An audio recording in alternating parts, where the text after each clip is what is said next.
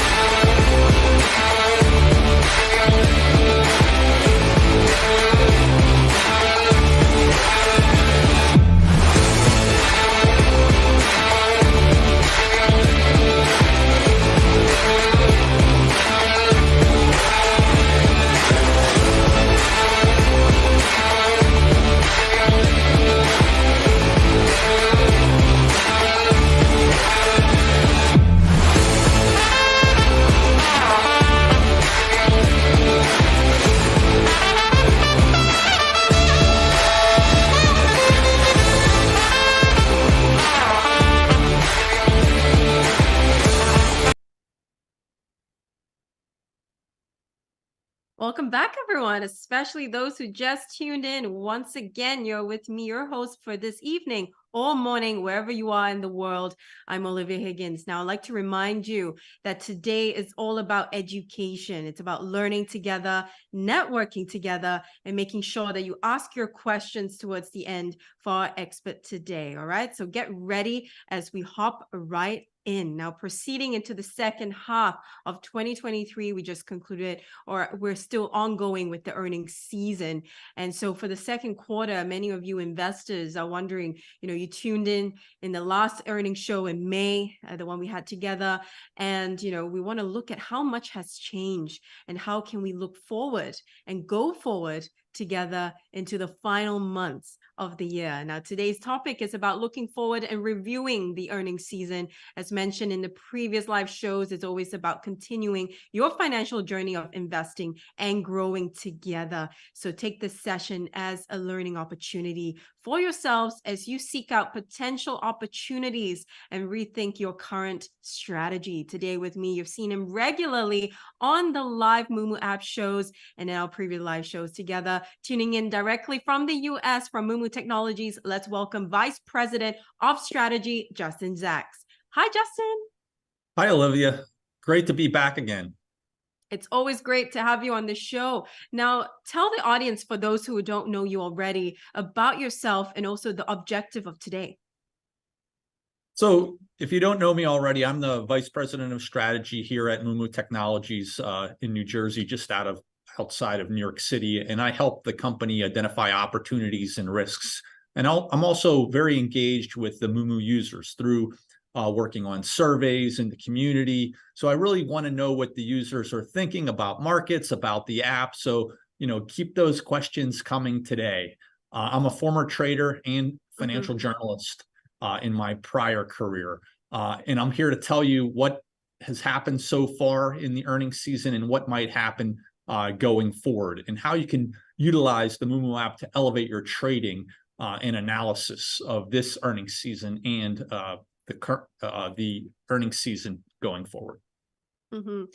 And for those of you who want to know more about Justin, you can look into the description down below and also type in your questions, like what Justin mentioned. It's all about really connecting with us here today and make it a two-way conversation as we connect with you, our community, right here on Moomoo app. So, Justin, the first question for you, our last show together on earnings was in May, right? Fast forward, it's so quick how time passes this year.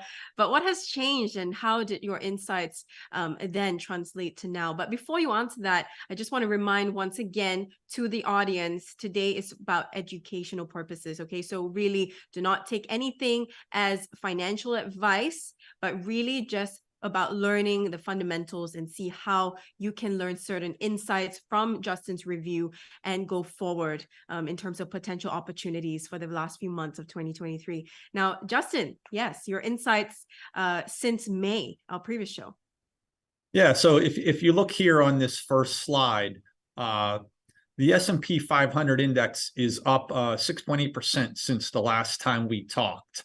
A lot of that had to do with the prior earnings season, as well as a lot of other factors. And so just walking you through it, it's really a lot of different stocks in there, though. If you look at the leaders, you had Carnival Cruise Lines, which is, travels back with a vengeance. And the company also saw a lot of easing credit issues around. They have a lot of debt that they took on during the pandemic when everyone thought they might go bankrupt, and now they're coming back. So they were the number one stock in the S&P 500, closely followed by NVIDIA, which has really rode the AI wave, and it has been at the top of the charts in terms of artificial intelligence and the chips that are used in that. And then on the laggard side, advanced auto parts is kind of the opposite of the experience. The hard goods haven't done as well, and it's really, this is an earnings related story. They had a 35% drop after its earnings on inflation, supply chain issues, and unfavorable product mix. And then another one similar is SolarEdge, that also had an issue on earnings on demand, which also was related to supply chain issues. So when you really look at this, it's a stock picker's market. Despite the index being up 6.8% over that time period, which is a relatively brief time period of less than 3 months, over 31% of the S&P 500 stocks are actually negative over that period. So you're seeing this narrowness, and a lot of that has been the top stocks. And you saw that the cumulative weight of the top 5 stocks in the S&P 500 is now like 24%. And this is only that's only 1% of the actual stocks, accounts for 24% of the index approximately in the cumulative weighting. And so it's been so much that you saw another index, the NASDAQ 100 index, being rebalanced, a special rebalancing that took place a few weeks ago to adjust for those weightings, which have really gotten much larger than they've been in quite a long time. And then on the Treasury side, we've seen yields rise kind of across the curve, just a little over 30 basis points, and there's a real question of where interest rates are going to go from there. And then in terms of what's kind of causing this all, if you go to the next slide, you can see some of the causes of this whole thing. And it's really been about inflation. And inflation is cooling faster than a lot of people have expected. May CPI was 4.1% versus a 4.0% estimate, while the June CPI was lower there. So, and we just had these numbers come out in the last few minutes, and we did see CPI for July come in at 3.2%, which was below the estimate. And again, this is all added fuel to the idea that the Fed may be done raising rates and that they've gotten inflation under control. This is what everyone hopes, and a lot of people, investors, are betting on this in the market. The other part of it has been recession. everyone has called for recession pretty much since the Fed started hiking rates, and it hasn't come to fruition yet. We saw 2Q GDP on an annualized basis at 2.4%, which is still quite good and above the 1.8% estimate of that economists thought. Additionally, the earnings growth projections have gotten better. Future earnings for the S&P are now expected to grow by 4.7% over the next 12 months. And that's compared to expectations of about 0.2% the last time that we talked in late May. Thank you for highlighting that, especially, going through the journey of the past few months, but also what are the potential things to look out for going forward. But you brought out some of the hot names out there, especially in the community, but we'll answer some of the questions towards the end. Now, the next question, what are some useful indicators to look out for when assessing a company post-earnings call, Justin? Oh, great question. And so if we go to the next slide here, I can tell you a little bit about what I've learned, over the past, we've learned since this past session. The 83% of the S&P 500 companies have reported earnings now, approximately. This is as of August 3rd, and 81% have reported better than expected earnings. And that's actually a increase over last season, which was about 78%. And the sectors we're seeing do better are the communication services. We see 93% of communication services beat estimates. And this is some of these big cap stocks: Alphabet, Meta Platforms, Netflix. We've seen a lot of multiple expansion there, a lot of excitement over their ability to leverage AI, a lot of earnings potential. And then on the opposite side, we've seen utilities not do quite as well as some of the other stocks. Only 67% beat estimates. A lot of that was due to weather headwinds earlier in the year, but that has reversed. July was the hottest month on record for the planet. So that might help these utilities going forward into the next earnings season. So it's really about the risk environment too. Utilities are considered more of a safe haven, and it's really been risk on because of these factors I've mentioned before, the non-recession, the better than expected inflation numbers. So people have been moving along the risk curve, and utilities are considered a safer bet. So maybe they're not going to those companies as much. In terms of the revenue side, we're seeing the best sector being healthcare. 77% of healthcare companies have beat estimates. A lot of that is due to the inflation. Healthcare is able to pass that inflation along, so they're having that higher revenue than expected. Well, at the other end, only 25% of materials companies have beat estimates, and that's again of the services versus goods. We are seeing disinflation on the goods side, and you saw that out of some of the import numbers from China most recently. The data showed that there's a lot less imports, there's a lot less demand for certain materials across the board. Thank you for summarizing the key learning points for that, because we've got so much talk within the communities, and I think you really highlighted what we learned in at least this season, and also relating it back to the previous question that I asked. But I think just applying it for practicality's sake, then what can investors look at in terms of the common indicators? Yeah, so in terms of the actual, before I answer, let me just get in terms of the actual performance on the next slide here, and kind of let you know, I'd mentioned that 6.8% since we last met, but during the earnings season itself, from the July 13th through August 4th, the S&P is actually down. So we haven't seen, a lot of this movement has been macro related in terms of the S&P 500. It hasn't necessarily been just because of this earnings season. So but that varies by sectors. We've seen energy do very well. Healthcare, we mentioned before. Energy might not necessarily be due to earnings. We did see oil move up significantly from the high 60s to above 80. On the laggard side, again, utilities, we mentioned that before. And real estate has suffered a lot due to issues in the commercial sector. Mhm. But in terms of some of the indicators, if you look on this next slide that I have a chart of Apple, and you can see this chart in the line you see there is the 20-day moving average, and you could see it moving up well above, right along that average for quite a long time. And if you look at where the neon green is circled, that on the bottom, you can see it's a little bit small print, but that's the E for earnings. Their prior earnings release during the May season, we saw the stock right at that moving average, and they released better than expected earnings. At least the investors thought so, and they took the stock up.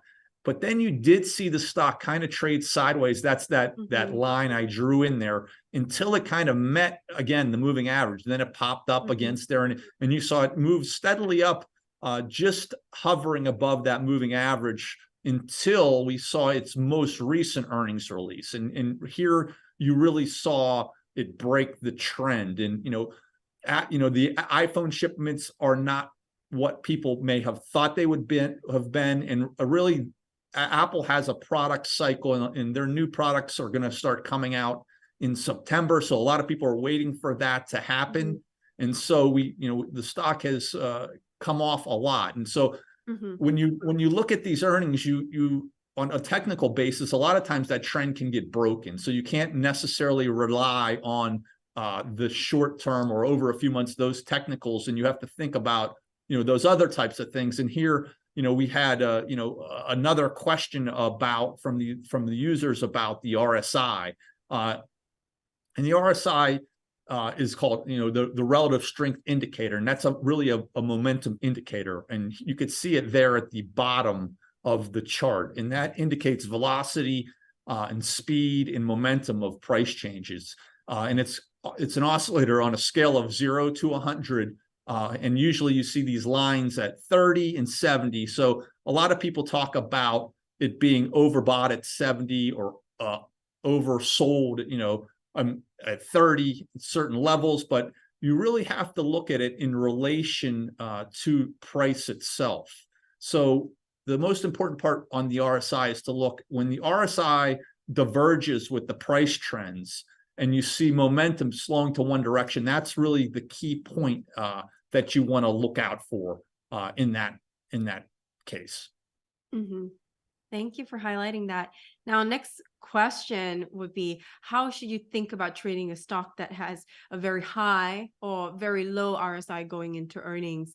I think you already kind of opened that question previously when we talked about the common indicators, but then what if it goes within the extreme levels?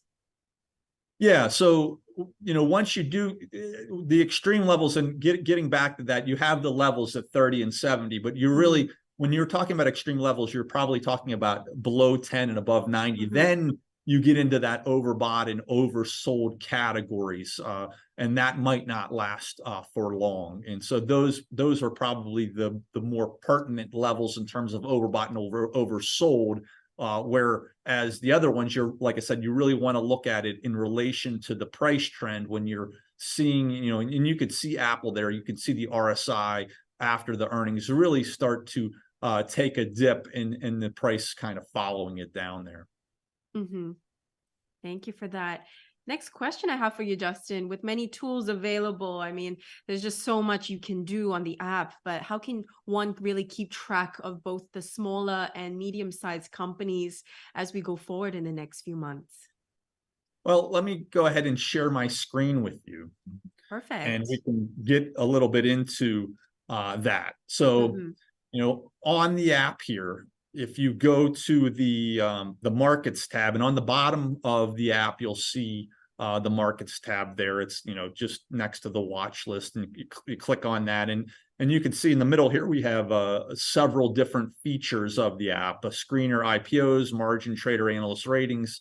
And so if you click on the screener there, This is a great way to look at, because a lot of people are always tracking these big stocks, and you'll see them, maybe you have them in the watch list, but you're not going to keep 2,000 stocks on your watch list. You want to know what's going on in the market. You want to know what's going on in some of these big stocks, maybe a few smaller ones. But when you get into trying to select these, it's great to use our screener, because the screener really is able to customize the types of things that you want. So you go here to create new strategy.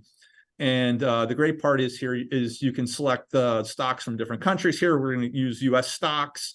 And then you would go down and you try to figure out what type of stocks you want to trade. And a lot of times I think about, I want to have a stock that has a certain amount of volume so that I can get in easily and get out easily of a trade. So maybe here I would select the volume, and I'd put in, 100 or maybe 1 million shares up, and then you want to go ahead and maybe you want a stock that has a certain PE ratio, that you want it from maybe 5 to 10, and we can put that in there as well. And then we'll go down and say, again, this is small and medium size. This is where we really get into the market cap. So I want to go say 0.3 billion, which is 300 million to maybe 5 billion. That's kind of that range. And then you would go down and then you would see check results. And so that brings us up with 46 companies that I can now delve down in a little bit further. So you can see Utilise is there at the top one. So I might click on that and kind of just look at the chart. I'll look at the fundamentals of the company. You have news, so I can check on the news tab here and see anything's going on. Here I see they just an analyst came out maintaining their price target on Utilise at $3 a share. So I want to know what's going on with the analysts. I want to know what's going on with the news in the company, its technicals, and I'll come back and I can look through a lot of these stocks and then make my decisions. And this is a great way to identify those small and medium stocks that you may overlook in the general news feed or on your watch list. Mm-hmm. Thanks, Justin. I think it's really helpful when you show the app and, we go through the pathway with you. And I hope that was helpful as well to those tuning in. But we can answer more of those questions at the end. Remember, we're giving away points to the selected questions for Justin. So remember to think carefully about your question and ask as many as you can in the chat box down below. Okay. So Justin, my next question for you, for the more intermediate, so we covered the more, I guess the fundamentals, right? The basics of how you can navigate within the season. But I guess for the more intermediate to advanced investors tuning in, which indicators can they then use to keep track of the Fed rates movements across global markets, or even volatility in the market? So, we're talking about even announcement tabs, macro overview of, any VIX index indicated. Is there anything in particular you would like to highlight right now? Sure. Again, let me share my screen again so I can show you a few of these on the app. So if, again, we're on the markets tab here that we were previously on, and let's move over here to my watch list. Again, I just have, a lot of the big stocks and the big things, but the one indicator I really like to look at that you mentioned is the VIX, and that really measures volatility.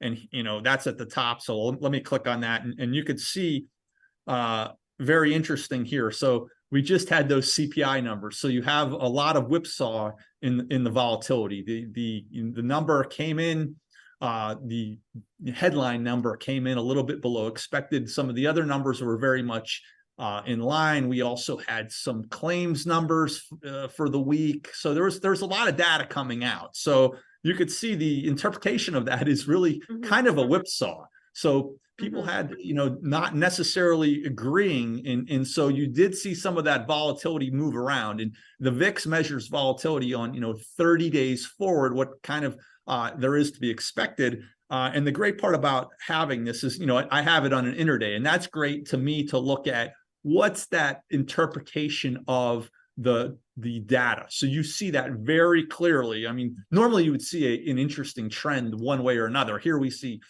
maybe a little bit of disagreement among a lot of the traders in terms of what they think might be on the way. But then I can also zoom out and see on the bottom there, it says intraday. I'll zoom out to a 5-day look.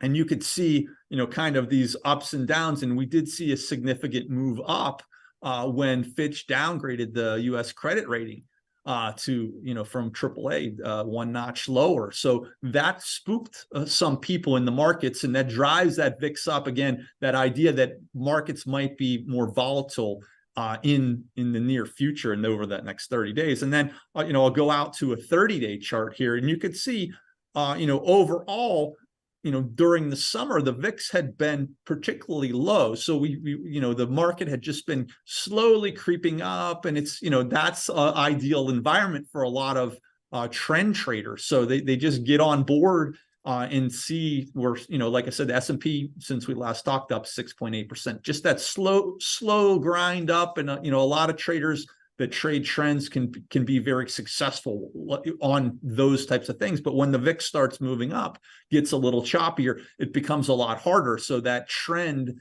since the earnings season started, it has kind of flatlined, and we've seen a lot of downs and ups in the market over the last week or two. So you're seeing, a little bit of a shift in terms of the market sentiment in how traders are viewing things. So, and then you can, again, zoom out to a weekly, and that really shows you that the VIX has come off since, this is going back to 2022. And if you remember last year at this time, we had a lot more questions we had around things like CPI, and you saw, a lot people getting a lot more scared, and there was a lot more fear in the markets. The VIX is called the fear index. And so, that's one of the things. And so, going back, you also had talked about, the Fed. So let me take you back here to the markets tab. And if you scroll down a little bit faster, I'll bring up, this economics calendar. And so, here we have the great part. It just tells you exactly what I was just talking about with these CPI numbers. We have all of this types of stuff readily available to you. So, I like to use that filter on the right side in that orange. And if you look here, I really like to look at the importance level of some of this data. So the great part that we've done here at Moomoo is we've done some of this stuff for you. We've thought about what is the most important economic data. And if you don't want all of these little tiny data pieces, you don't know if are really important to move the markets, you go right here to just 3-star. You select that 3-star, and that's the most important data. And so that's going to bring up all of the most important data. And here you could see, that's CPI. And going forward for tomorrow, we have PPI and retail sales, building permits a little further out. And those are the types of data points that you want to look at when you do your trading every day. And a lot of this stuff comes out before the market opens, but you want to keep an eye on it for the overall economic ideas of, kind of what's going on there. So, that's the important stuff to look at when, looking at the Fed and looking at what's going on. And in specific, I can go back to there, and I want to show you one other thing before we go. So, and that would go to the top, and you can see I selected the dates, and go back to, say, July 26th. July 26th was the meeting of the Federal Reserve. So I can go down there and scroll down there at 1400, which is 2 p.m. You saw the Fed interest rate decision, and right there it tells you the estimate was 5.5, the actual was 5.5. That was a 25 basis point hike. But if you click on that, the great part is this is one of the things I love about the app. You see the historical trend of where we've gone with the Fed funds rate, and people forget, just a year ago we were like 2.5.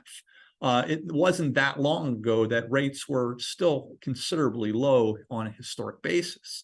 And then I can look through not just the graph, but I can look through a table here on the bottom, and I'll scroll down just to give you an example of some of these things. And it points out every single Fed meeting, every single move they've made. And I can go back, many months to look at exactly what's happening, and it gives you great context when you think of an overall how you want to look at the markets, what the Fed has done, and then you can evaluate and make your own decision on where you might think their path is in the future. But yeah, those are some great indicators to look at. Really comprehensive, Justin. Thank you for sharing that. Now, I'd like to open the floor for the most exciting part of the live shows, the Q&A. And this is where we have a chance to really answer some of your burning questions to our expert here today, Justin. Now, if you recall, before the show, we actually did a post, right? A post pre-live to ask you what you wanted to know during the show. And we actually picked out some of our favorite questions. So keep those live questions coming because I'm picking them up as we speak. However, for the pre-empted questions and the pre-pick questions, here's the first question for you, Justin. How do you distinguish a company's financial well-being through its earnings report? And what critical aspects should one focus on? I really think there's kind of 4 buckets you want to focus on. And the first one would be liquidity when you're talking about financial well-being. You don't want to run out of money. That's going to be bad. So you're going to look at their cash on hand. You want to look at their liquid short-term assets, what they could liquidate if they need to. And then you want to look at their overall debt profile to see when some of their maturities are coming out. And this gets into the second thing that is important for financial well-being, and that's a solvency. The ability of a company to meet its debt obligations. So here you want to look at debt to equity ratio, free cash flow coverage ratio, and that means free cash flow divided by the interest expense. Those are the types of ratios I look at in when evaluating. You really need to have a certain amount of coverage to make sure company can meet their financial obligations. And then you get into profitability. And again, ultimately, you want a company to be profitable at some point. Otherwise, why are you investing in it? Because they need to make profits to pay you back eventually, the money that you're investing. And here, net margin is a great thing to look at. I want to look at, what is their profitability in relationship to their revenues. And then a little further up on the income statement, you think about their operating efficiency. And here you get into the operating margin. And that's really about how well they control their costs. But great question. Thank you very much. You mentioned profitability. I think that's important. So what about a startup company? I think the next question is also important. So for a startup company, are cash flow and debt levels in earnings reports more significant than profitability? And I would say yes. And this is, again, when we talked about these measures of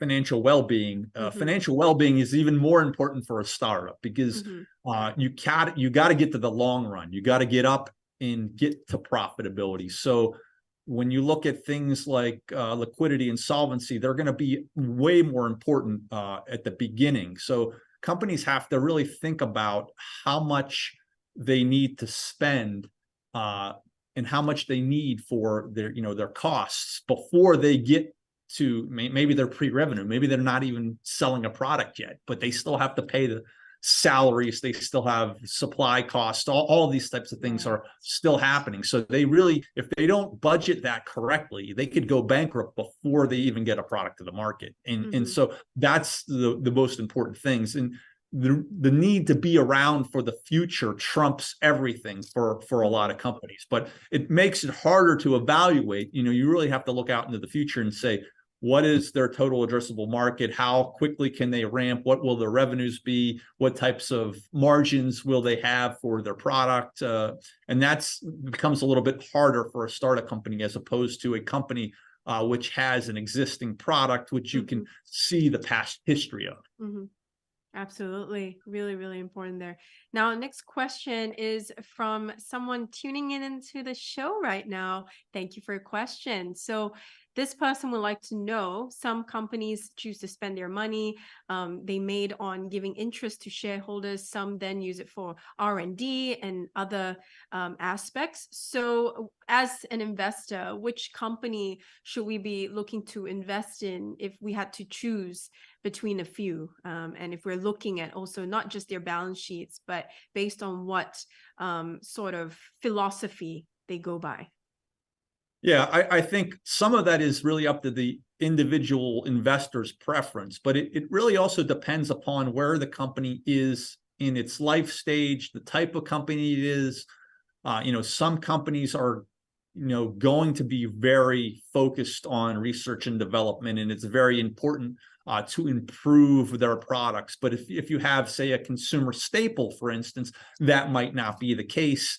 You do want to improve your toothpaste, but it's, you don't want to spend all your money on that. And here, getting that return of capital back to the investor can become very important. And those companies a lot of times may pay dividends that are higher than some of the companies that are really R&D focused. Then you may have a company that is just in a good position in terms of its competitive nature, and it's able to acquire companies. So it's really good at evaluating some of these smaller companies and feels like it can roll them up. So it can go out and buy the company. So that's a good use of their capital. So I think the most important part is that the CFO is not just one of these accounting CFOs, but really is more strategic. And so a lot of times you really have to delve down into, the personalities and the history of the named executives. And so you can see that on the Moomoo app. We have the named executives listed for each company, the CEO, the chairman, the CFO. You can see what they've done, what their history is. And a lot of times I'll want to look at that CFO, see what they've done in the past, what type of CFO they've been, and what they might bring to the company they're at in terms of their strategic direction for use of their capital. Next question came from our pre-live. How do you, as a professional investor, see the overall performance of FANG this earnings season? Yeah, so for everyone that doesn't know, those are called the FANG stocks, and they're some of the largest stocks around. And when the acronym was originally came out, maybe it was probably about 10 years ago. It was Facebook, Apple, Amazon, Netflix, and Google. And now we've seen two of those change names. Google is now Alphabet. Facebook is now Meta Platforms. So maybe the acronyms could be changed, but they've kept it at this FANG. It's kind of FANG is definitely, right? Very catchy. Yeah. So yeah, you want to have that catchy thing. But if you look at these stocks since the beginning of the year, they've been on a tear. I think most of them are up at least 40%. Meta's up well over 100%. And so coming in, they had, there was a lot of high expectations. And so in terms of their overall performance, my thought is it's been mixed. If you look, kind of one-day performance, I'll give you a little rundown. Apple down 5% after earnings, and we talked a little bit about their product cycle. Meta up 4%. Alphabet up 6%, and has done well with cloud. Another company that did well with cloud was Amazon, up 8%. Netflix down 8%. So it's been a mix. So what I could say now is, I don't see necessarily a clear direction, but it is a little bit impressive that overall they've been mixed given the run up. We have seen that significant run up. So they are at least on average kind of holding their gains for now. So that's kind of how I would look at that question. But great question from one of our users. Yes, great questions. Keep them coming. Next question is really about, I guess, the indicators you shared just now. So, hi, Justin. How do you read the unusual activity section? So, we have two unusual, activity sections, which is great. We have one for stocks and one for options. And there's lots of ways to look at that. But for the stock ones, you're really, one of the things I really like to look at is the block trades. So I want to know what the professionals are doing. So when you see those block trades, and obviously it's going to be different for every stock depending on the volume, that means, a big institution or a big trader is either getting in or getting out of a stock. And you want to look at that. You can't look at it in a vacuum. What you really need to do is look at the unusual activity in relationship to the price and the overall volume. So Was there a change in the price momentum? Mm-hmm. Was it a significant volume compared to where we've been? So I'm going to look at all of those things in evaluating the block trade. And then also we have those spikes. So sometimes you'll see, these unusual activities pull up a spike in either volume or in particular price change. So it's going to note a significant price change over the last minute or 5 minutes. And at that point, I really want to understand, why is the price changing? And a lot of times it's because of a news event. So at that point, I'm going to go on my app. I'm going to go to the news panel. I want to see what the immediate news has been in that stock.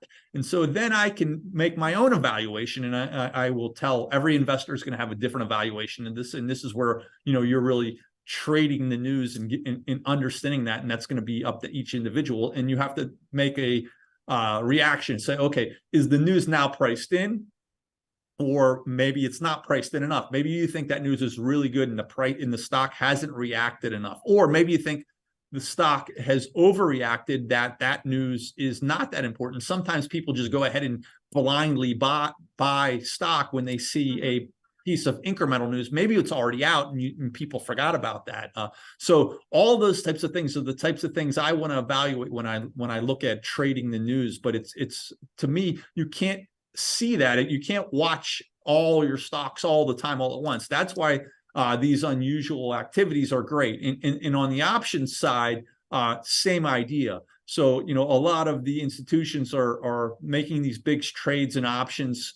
So you want to know what's going on. And here, it also gives you a different idea. Like the stock, you just see, it's just today they're buying the stock, but the options have an expiration date. So maybe they're looking for the option to get to a certain point by X date. So I'm also, for the options, you have different variables. It's not just about the volume. It's also about what the strike price is, how far away it is from the actual, that's the expected move they might expect, as well as how long it's going to take. So I look at that expiry date. Is it 1 week away? Is it 3 months away? In what events might be occurring with the stock? Are they going to release earnings during that period before expiration or not? Those are all the types of things. So with the options part, you're talking about a lot more variables that you can analyze for those unusual activity.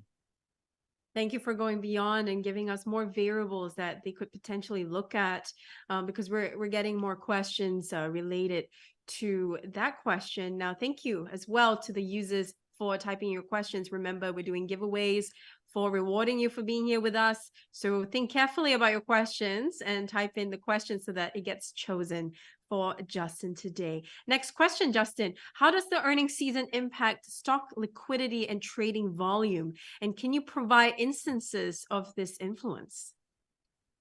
Sure. So, when almost always, and so not always, but let me caveat that. Well, the day, the day after earnings, or right after the earnings, you see a significant increase in volume in almost every stock.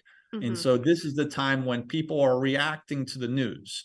So you're going to see, when you see that increased volume, you almost always see increased liquidity, because you have a significant number increase in the bids and offers. So in terms of, if you have a large position in a stock, irrespective of your opinion of the earnings, if you're looking to get in or out, it's a great chance to do that because the price is now moving in relation to the earnings. But you do have more volatility because the earnings also are moving the stock. So, looking at our previous example, Apple, when it released earnings, I think it was the volume is approximately 65% above the average volume over the past year. Obviously, that's going to vary, but that gives you kind of a baseline. And this is a big stock. So some of the small stocks might even see a larger increase in terms of that percentage move. So if you're a trader that's looking to get in and out quickly, the day after earnings is a good chance to do it. But again, be very careful. It can be very risky because the stock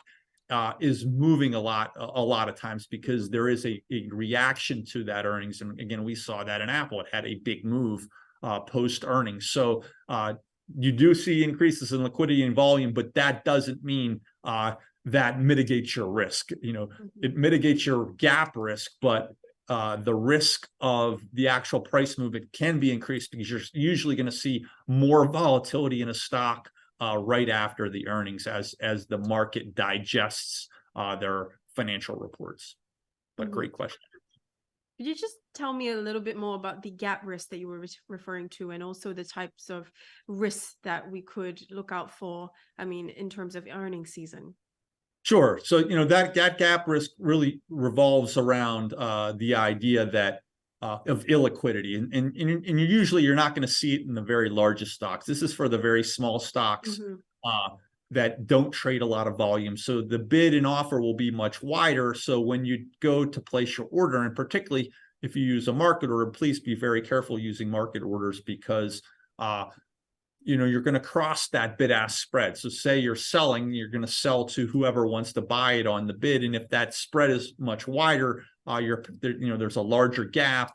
And so there's a chance that you would, lose that in between bid and ask spread. And so the tighter it is, the less money you're going to lose, when you go in to get in and out of stocks. Next question. How will Fitch's downgrade of the US credit rating affect markets? So, we've already seen the credit rating affect markets. And so there was definitely, we did, like I talked about it before, we saw a rise in the VIX. The market did sell off a little bit. And let me get into a little bit more about the actual downgrade. We went down one notch. We were at the highest notch possible.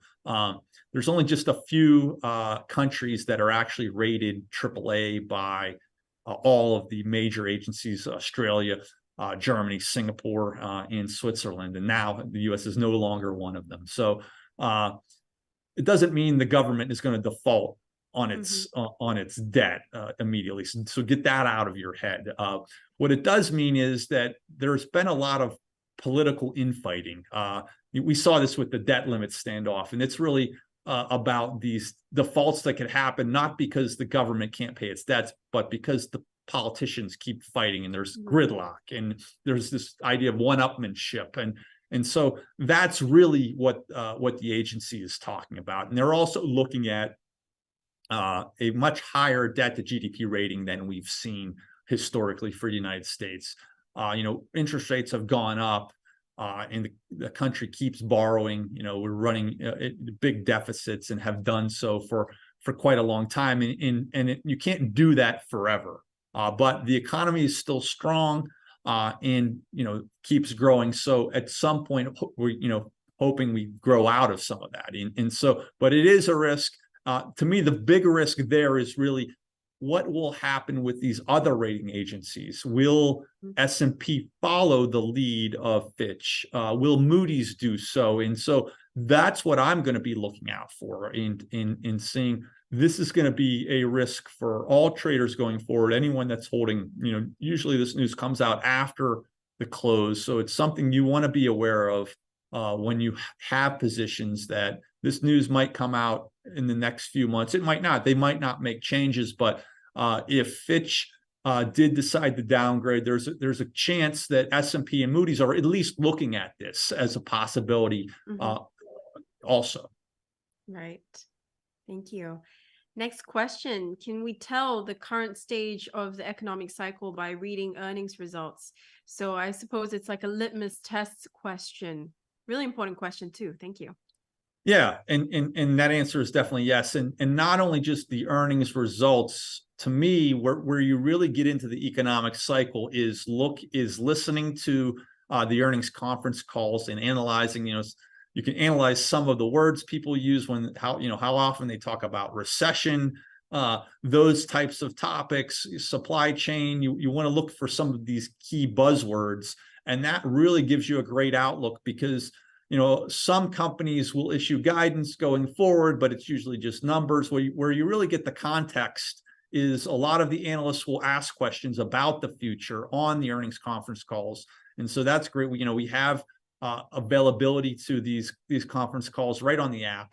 And so you can access them there and kind of figure out what's going on with a lot of the companies in relation to the economy. So, and you can't just listen to one. So you have to listen to a number of different ones. And certain companies, I think, are much more representative of the overall economy than others. Take Amazon, right? Gigantic company. They kind of touch so many different areas. That's a great call to listen to. Most recently, I would say UPS, right? UPS delivers packages all over the world.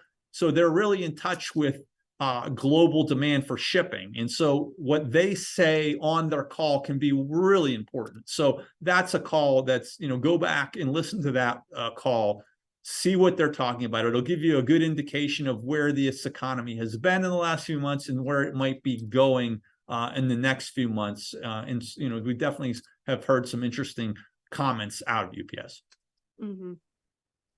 Next question, also from our live audience.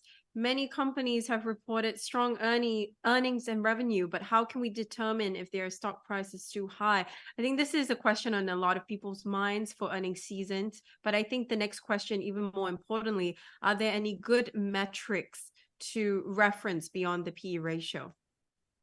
Yeah, that is a great question.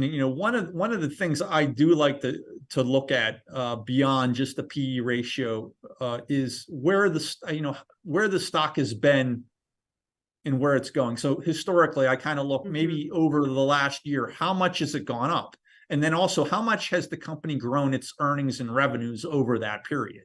And so if I've seen the stock is going up 300% and they've only grown revenues and earnings at 50%, well, that doesn't bode well necessarily. I want to see that more in line. So I might look at that historically. It doesn't indicate future performance necessarily. And then beyond the PE ratio, we talked a little bit about this before, but I look at some of these margin ratios. So look at the operating margin, net margin, and also the trajectory of these margins. So a lot of companies will give guidance on where they think the margins will be in the future, but I also want to look historically, and I can look at this on the app and some of our fundamental analysis on where the margins have been historically. So those are some of the indicators that I will look at beyond just price to earnings when I look at valuation.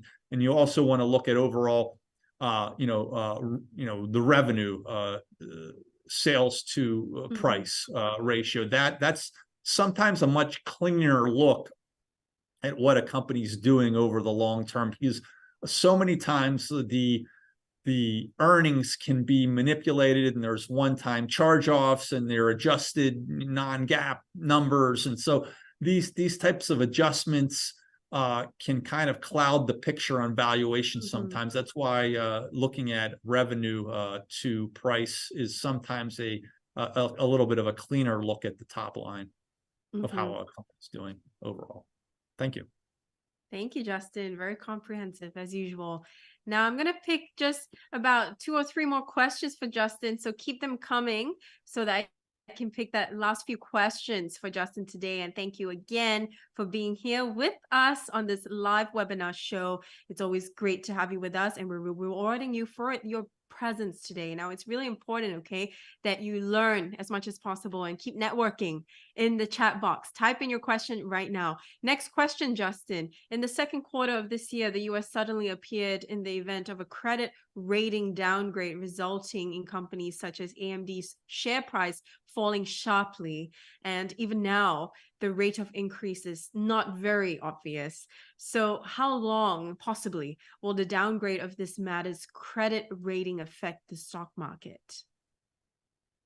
So, usually this news is priced in relatively immediately, and so, it has a 1 or 2 day effect. But the real thought is how does that change people's psychology going forward? And we already talked about this a little bit with you're not just thinking about the recent downgrade. You're thinking about, well, will Moody's downgrade? Will S&P downgrade? What will politicians say? We're coming up into a presidential election cycle, so this could be a hot topic among politicians. It will become mentioned a lot more. And when you see something like this, you start to think, well, what is the trajectory of the overall economy? So I just think it gets people thinking a little bit more. And so, there are some things on the horizon that could be negative. So, are we destined for a recession? We've avoided it so far. But a lot of, there's a lot of pundits out there thinking, we've done so well this year. If you look at, overall at the average bank economist's trajectory for the S&P 500, end of year target, it's actually below where we are now.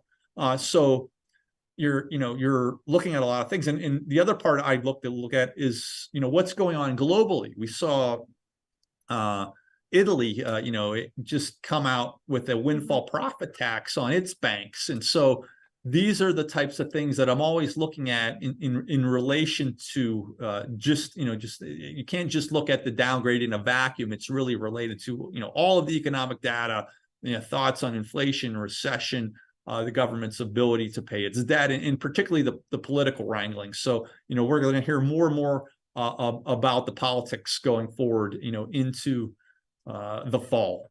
And so that's definitely an area that I would look at. Thank you, Justin. Next question. And after the Berkshire announced its earnings, many media components were concerned about Buffett putting a lot of cash into bonds and other investment products. Now, is this suitable for the average investor? Well, putting your money, how you invest your money, stocks or bonds, is going to be a personal choice for an investor. And what I really want to get at here is, what Buffett's kind of looking at, and is just my thought. And I'm not a mind reader. This is my interpretation of what he might be looking at. Is he sees these yields rising, so you're having bond rates around 5% when they had been almost zero 2 years ago. And he's thinking, well, this is a much better return than I was getting 2 years ago. And so you have to weigh that in relation to the stock market. And you look at, well, where was the stock market 2 years ago? We're much higher. So, if you're talking about U.S. Treasuries, their risk profile generally is lower than that of the stock market. So if you can get 5%, in almost what's considered risk-free, the risk-free rate of U.S. Treasuries, you need to get more to incentivize yourself in the stock market. So you want to have a return above 5%. So, he's weighing that and looking at that. And so a lot of times, a lot of investors think they have to be invested in the stock market 100% all the time, and that's not necessarily the case. And so you've seen Buffett do this in the past, where he may invest in bonds, but for a certain length of time, and then wait for an opportunity for a good investment. And so sometimes he might think valuations are high, so he may be waiting. So we've seen him do this over and over again. But overall, if you look at his investments, he's heavily invested in the stock market, and has been during his career. And it's made him, in his company, Berkshire, a lot of money. Thanks for that interpretation, and also really important question from the audience. Now, next question, you mentioned about the historical returns, and also looking at a long-term time horizon as well, and study and do your own research with regards to that. But then someone would like to know, earnings call only reflect history, so why do they have a possible impact on the present stock market? So, the information is not public until it's released. So everyone has an expectation of what those earnings might be. And so the analysts have their expectation, but those analysts' expectations do not necessarily match investor expectations. So the average investor expectation, for instance, say an analyst thinks a stock is going to make 10 cents in the quarter, but the average investor may think, well, that's 20 cents. And so when you see the number come in at 15, we'll think that's pretty good, but it's below what the average investor thought. And you're not going to know that number. There is, that's not a published number. So that's why you see these stock reactions that are different. And in terms of the call, you're really not just talking about what's happened. It's also a lot of guidance going forward. They're talking about trends. And then the investors are going to make a determination of where they think these trends might go, what that might mean for revenues and profits of a company going forward. And ultimately, the past is important, but the future is even more important. And they really want to know what type of cash flows and earnings the company is going to have going forward moving forward a year, 2, 3, 4 years ahead, et cetera. Mm-hmm.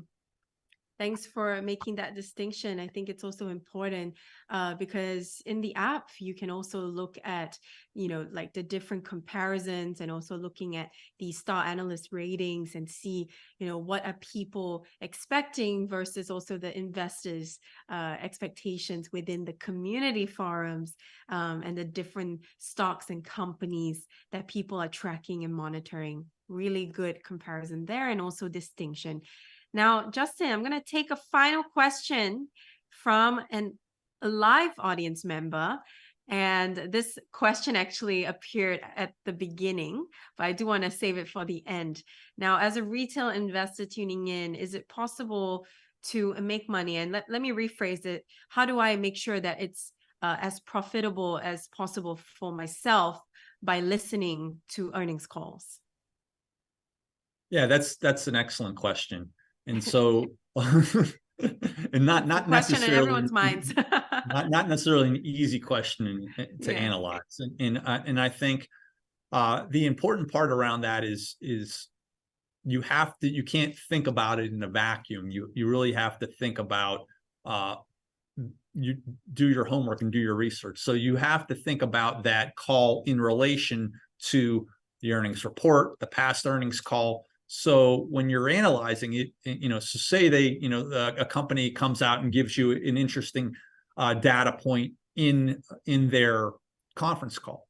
Mm-hmm. So they say we think our margins are going to be 7%. Mm-hmm. Well, if you're just listening to the call for the first time, that doesn't mean much to you. You need to put it in context. And if you knew they already said they were thinking it would be 8% the last earnings call, well, now you have something to trade on. And so it's so important to keep up on all these companies, keep up on the earnings report. You got to look at it every quarter, and you got to, before the actual call, go back over, read the transcripts of the past calls. Mm-hmm. So you know what the expectations are, where, you need to know the starting point of where they've been to understand where they're going to. The history is so important. And that part of it is so important. And it's a point people really miss. They're just looking at, well, these are what economists' expectations are. Look at it also what the company's expectations are. That's probably even more important than what analysts are thinking. Mm-hmm. Absolutely. Thank you for highlighting that. Now, thank you to the audience for participating and also being here with us in the conversation, because these shows are really a bridge for you to connect with people like Justin, but also to be a part of the show. So thank you for asking your questions and learning together with us. Now, the final question on everyone's minds is going forward into the final few months, Justin, of 2023. I cannot believe it. The year is going past really fast, but what is that overall outlook, and what can we do from this earnings season to take action going forth? I really think, in a certain respect, the valuations have gotten a little bit ahead of the overall market. I think the S&P forward price to earnings is now above 20, where it was, I think, around 18.5 the last time we talked. So what I want to see is, are the companies able to grow into these valuations? At the same time, the expectations for growth, earnings growth, have increased. So the next season is going to be even more important than this season. So you'll want to start, ramping up, analyzing the companies coming up for next season to kind of figure out, are they going to be able to meet those growth targets? What's the incremental news for those companies? And then for the market overall, I'm really thinking, the big thing is going to be September, right? You have the Fed meeting 19th and 20th of September. We've seen some of this inflation data. Maybe that gives a lot of participants the idea that the Fed is going to pause, but the data is not done coming out. There's still a significant amount of data to come out. The Fed has not made up its mind. It will not do so until that day. And don't think for a second that just because everyone thinks they're not going to hike, that's set in stone. Right. Everything's in flux. It's a movement. So keep watching that data on the Moomoo app. I showed you how to look up some of that stuff. That those 3-star data points are really important. You usually see a few of them every week. So I'm going to be tracking a lot of those data points. And then in terms of the seasonality, that's another thing I'll be tracking. September it has historically not been one of the greatest months for stocks. So I'm going to look at that volatility, and particularly October on average has been the most volatile month for stocks in terms of the ups and downs in recent history. So I'm going to be looking at that. So that volatility can be opportunity. It also can be more risk. So you might want to pare down some of your size, but it could lead to some significant trading opportunities. But you got to be on your toes, stay on the app, keep watching the markets and your individual stocks that you trade. I think keep on your toes. I think that was a great way to really sum up the current sentiment in the markets, because previously, you mentioned how just last year during this time, the markets were characterized by fear, right? Mostly what's going to happen, should I be doing this or that? But now it's transitioned into more uncertainty, right? And so really being on your guard and doing your research so that you can help yourselves make a better and more informed decision. Now, any final takeaways, Justin, before we leave you? Yeah. My final takeaway is, do your research, use the app. It has great tools and features to help you be prepared and really have multiple trading plans based upon how things develop. Again, we don't know how things are going to develop in terms of earnings, in terms of macroeconomics, in terms of the Fed, but you should have multiple plans going forward. Just don't get set on one plan. You need to adapt the plans as things happen, as the numbers come out, as the data comes out. And so that way you're able to react quickly when things are either going your way or not going your way.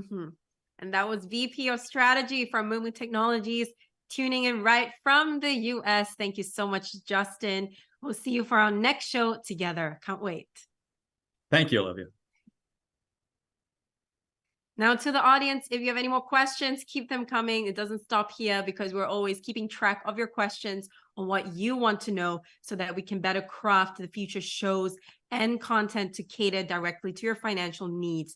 Now, remember, you can continue to follow Justin right here or myself on these pages for any other show announcements and also the upcoming content and insights that we're sharing with you. So do note that these shows will be available for replays when the team make it available. So really scan the QR code for more details and for more sharing. So really interact with us, drop us messages, do anything so that we can also know what is on your minds right now in the market. So definitely check this out. And we can't wait for more content for you. And really, to us, it's important that we continue to guide you and to keep elevating your educational journey. So remember, today, it was really a chance for you to learn, but it really doesn't stop here. We always see our recurring audience members come in and our Moomoo super fans coming in. So really, thank you so much for your continuous support, and we'll keep being here for you and guiding you towards a more informed journey for yourself. And as usual, these webinars are a chance for you to connect with experts like Justin Zacks just now. So really learn as much as you can, watch the replays when it gets available, and continue to take notes and be a part of it. Now, I know some of you do want to know how you can read maybe earnings season report or even just looking at a particular fundamentals of a company. So I've left a QR code right here so you can scan so that you can go in-app and go straight into the learning tools for this so that we can continue to guide you. Okay.